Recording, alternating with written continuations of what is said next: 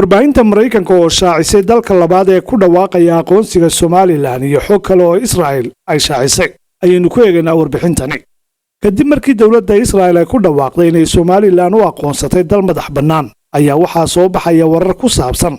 dalka noqonaya kan labaad ee Israel ku xigaya ee aqoonsanaya madax bannaanida Jamhuuriyadda Somaliland. Fox News oo ka mid ah telefishinada Mareykanka ugu caansan ayaa sheegay in aqoonsiga Israel ee Somaliland ay muujinayso horumar diblomaasiyadeed oo la taaban karo kaasi oo Israel u horseedaya inay gaadho xeebta Afrika. wasiirka arrimaha dibadda ee Israel Gordon Zar oo Fox News soo xigatay qoraal uu ku baahiyay bartiisa X ama Twitter-ka waxa uu ku sheegay in xiriirka Somaliland iyo Israel oo hore u soo bilaabmay uu kobcay kobaca oo ku salaysan wadahadallo ballaaran oo socda xiriirka diblomaasiyadeed ee buuxa kuwaasi oo ay ka mid yihiin magacaabista safiirada Israel iyo Somaliland iyo furitaanka safaaradaha ee labada dal. madaxweynaha Somaliland Cabdiraxmaan Maxamed Cabdilaahi Cirro oo hadal uu jeediyay Fox News soo xigatay ayaa yiri aqoonsigani waxa uu ka dhigan yahay guul ay Somaliland muddada dheer ku raadinaysay sharciyad caalami ah taasi oo cadeynaysa in ay xaq u leedahay dawladnimo taariikheed sharci iyo mid damiirba. wasaaradda arrimaha dibadda Jamhuuriyadda Somaliland oo soo saartay war-saxaafadeed ayaa iyaduna sheegtay in go'aanka Israel uu yahay mid wax ku ool u ah nabadda, xasiloonida iyo iskaashiga Geeska Afrika iyo guud ahaanba Bariga Dhexe.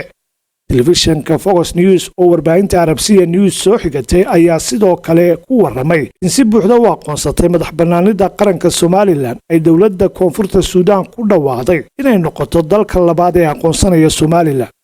wax yar kadib go'aanka Israel waxaa la sheegay in Koonfurta Suudaan ay noqotay dalka labaad ee si rasmi ah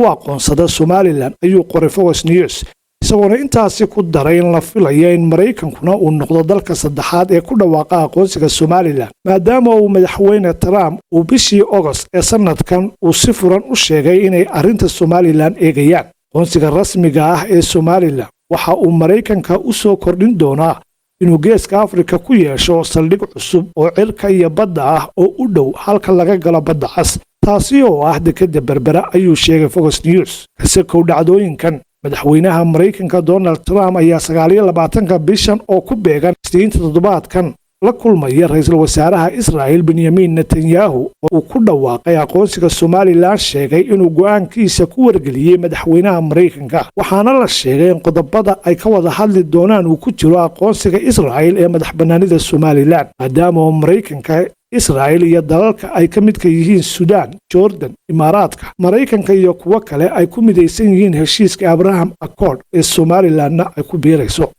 heshiiskaas oo dalalka ku jira ay khasab ku tahay in ay raacaan jidka Israel. Somaliland oo 1991kii madax bannaanideeda kala soo noqotay dalka Soomaaliya oo ay midow aan la ansixin la gashay 1960kii ayaa 34 sano u dambeeyay dunida ka raadinaysay aqoonsi buuxa iyadoo Israelna ay noqotay dalkii koowaad ee si rasmi ah u aqoonsada.